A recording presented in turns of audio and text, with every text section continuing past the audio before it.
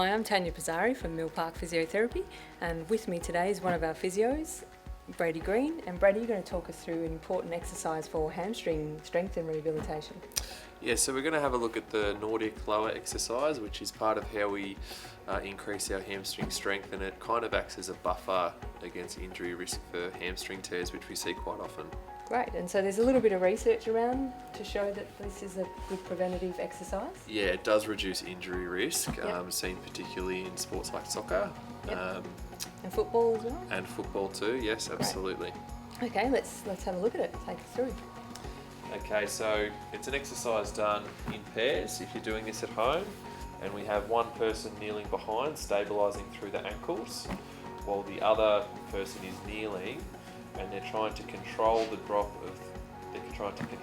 fall to the ground using their hamstring muscles. And Brady, do they have to try and get themselves back up from the position on the ground? No, they don't for this particular variation of the exercise. It's just controlling the descent. And they're trying to get as low as they can before they fall?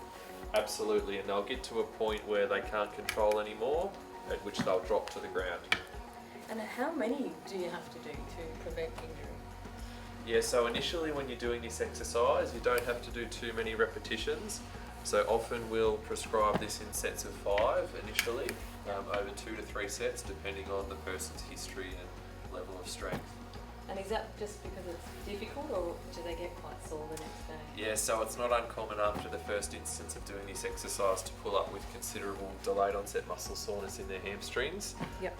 which can sometimes, unfortunately, make them shy away from doing the exercise. Yep. So we need to be really smart with how we do it and how we prescribe the drill. Great. Okay, so Brady, that was what people could do at home. Is there any specialised equipment that they could use to do Nordics? I think we have some in the clinic.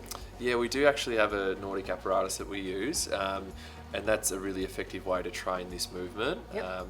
Because it is difficult to do at home on your own when you're not sure what you're doing. Yep. So with the particular piece of equipment we have the subject kneeling with their heels stabilised, and they're going to try and control the rate at which they fall down to the platform.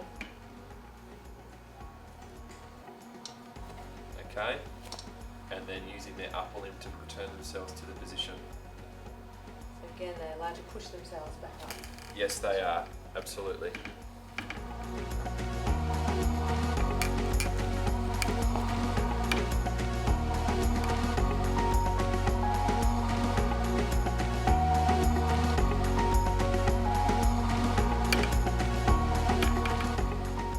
The Nordic exercise is a difficult one to do, so there's variations that you can bring in to make it a little easier, such as using bands, as Cody will demonstrate.